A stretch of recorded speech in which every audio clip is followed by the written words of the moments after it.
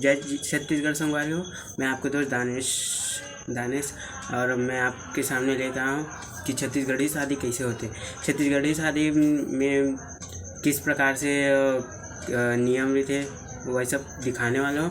और आप मन चैनल में नवा हो तो मोर चैनल सब्सक्राइब कर लो, लाइक कमेंट शेयर कर लो और ये वीडियो कमेंट में कैसे लगी वो बताओ। और ये जो टाइटल है छत्तीसगढ़ी शादी ओकर पार्ट 1 लेके आया हूँ। तो मैं अपन बुआ को अगर बेटा मन के शादी में गए रहूँ तो हम माइन के दिन के गए रहूँ तो वहाँ देवताला के दिन मैं अटेंड करे हूँ।